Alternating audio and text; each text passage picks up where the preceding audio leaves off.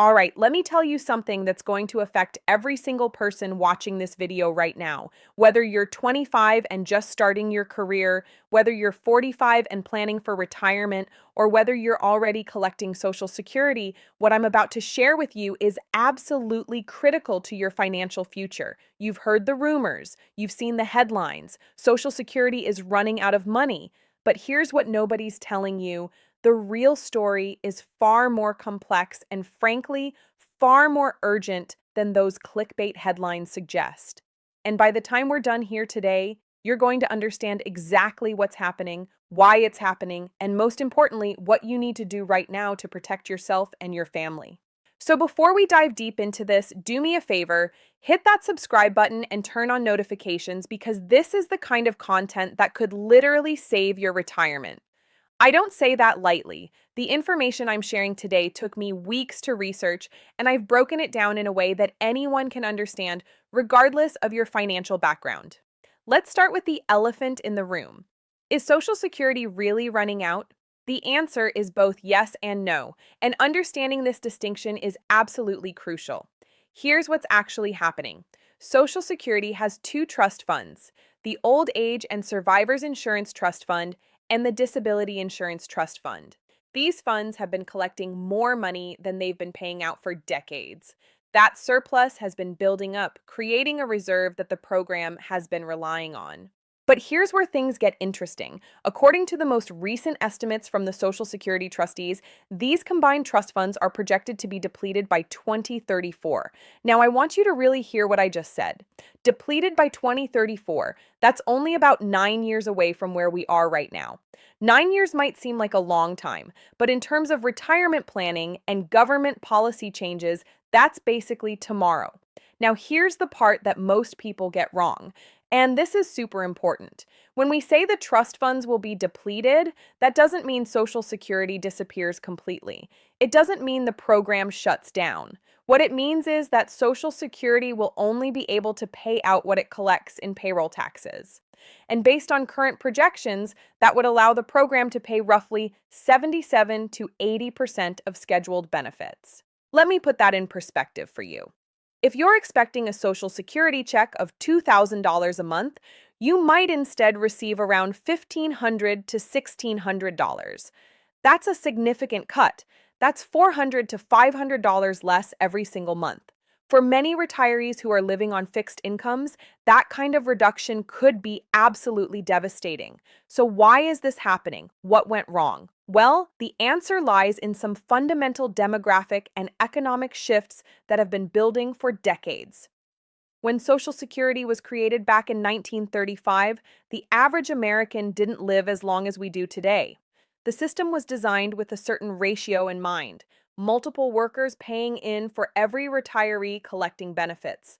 Back in 1940, there were roughly 42 workers for every beneficiary. By 1960, that ratio had dropped to about 5 workers per beneficiary. Today, we're looking at fewer than 3 workers for every beneficiary, and that ratio is continuing to decline.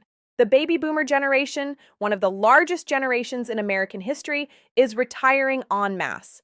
Every single day, approximately 10,000 baby boomers turn 65. Think about that for a second. 10,000 people every single day crossing that threshold into retirement age. This massive wave of retirements is putting unprecedented strain on the system. But it's not just about the boomers retiring. Birth rates have been declining for decades. Younger generations are smaller than the generations before them. We're having fewer children, which means fewer future workers to support the growing number of retirees. It's a demographic time bomb that we've seen coming for years, but our politicians have been kicking the can down the road instead of addressing it head on. And then there's the longevity factor. This is actually good news on a human level, but it creates challenges for Social Security. We're living longer, healthier lives than ever before. When Social Security was created, the average life expectancy was around 61 years. Today, it's nearly 79 years. That means people are collecting benefits for much longer periods than the system was originally designed to support. Medical advances, better nutrition, improved workplace safety, all of these wonderful developments mean we're spending more years in retirement. Someone retiring at 67 today could easily collect benefits for 20 years or more. Some will collect for 30 years or even longer. The system simply wasn't built to handle this level of extended payouts. Now, let's talk about wage growth and income inequality because this plays a huge role that most people don't realize. Social Security is funded through payroll taxes. Currently, employees and employers each pay 6.2% of wages, up to a certain cap. For 2025, that cap is at $168,600.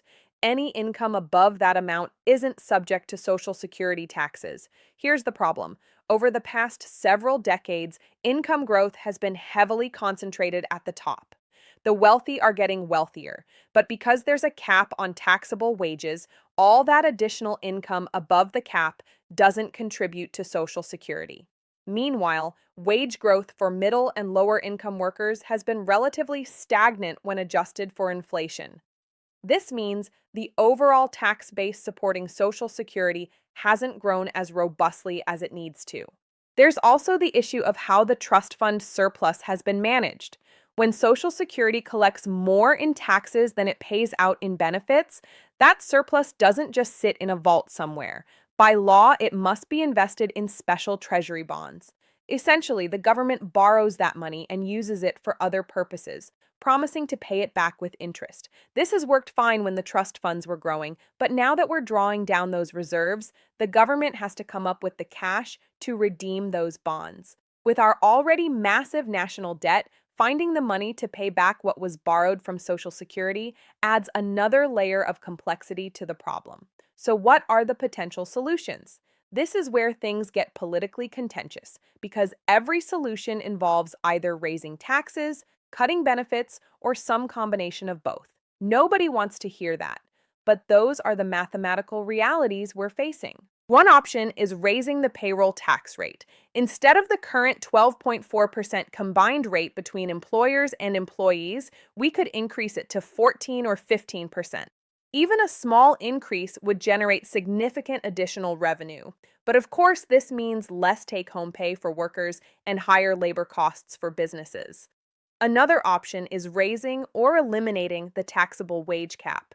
Remember that cap I mentioned at $168,600?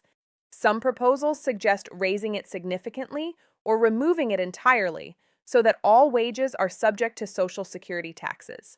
This would primarily affect higher earners and would generate substantial new revenue without impacting middle and lower income workers. We could also consider raising the full retirement age. It's already scheduled to gradually increase to 67 for people born in 1960 or later.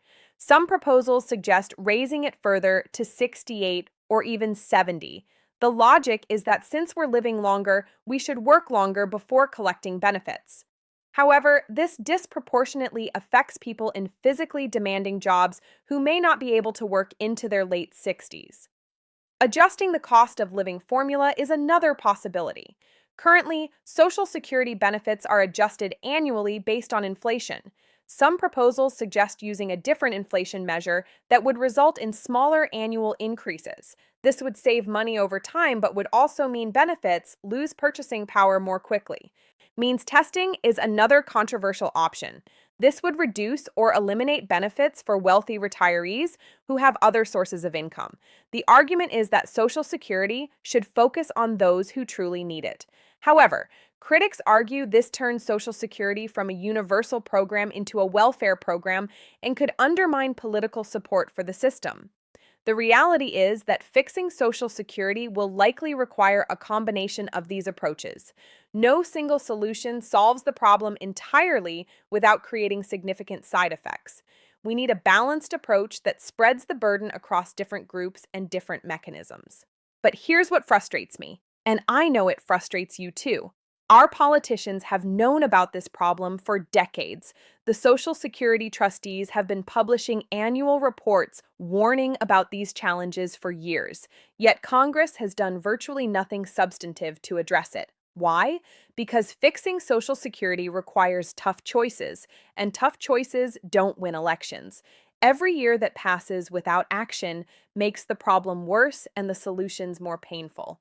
If we had addressed this 20 years ago, the adjustments needed would have been much smaller.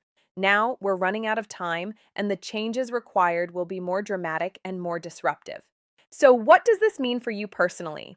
If you're currently retired or close to retirement, you're probably in the best position. Most proposals to fix Social Security include protections for current retirees and those close to retirement age.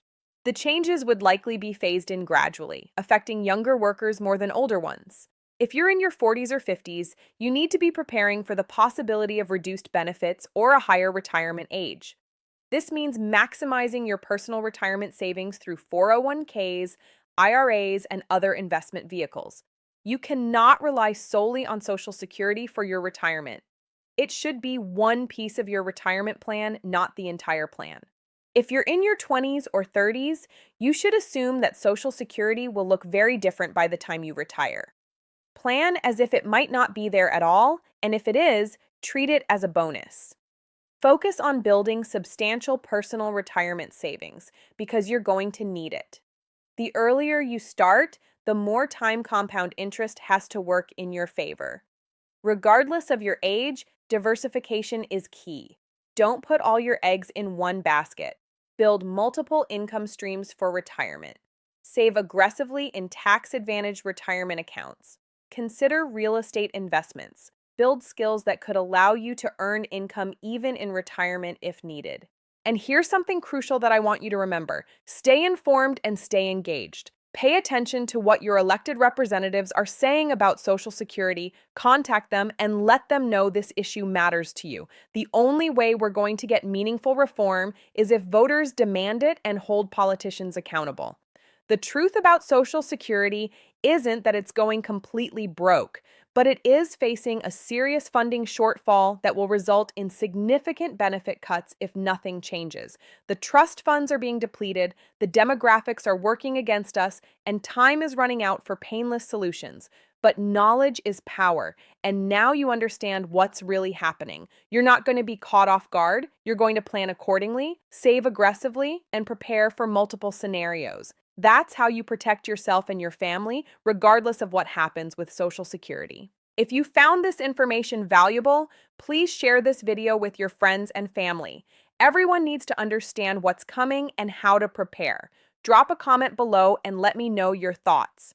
What do you think should be done to fix Social Security? What are you doing personally to prepare for retirement? And remember, I'm putting out content like this regularly to help you make smarter financial decisions and navigate these complex economic issues. So make sure you're subscribed and you've got that notification bell turned on. Your future self will thank you for the time you're investing in financial education today. I'll see you in the next video where we'll dive into more strategies for building wealth and securing your financial future. Until then, stay informed, stay prepared, and take control of your financial destiny.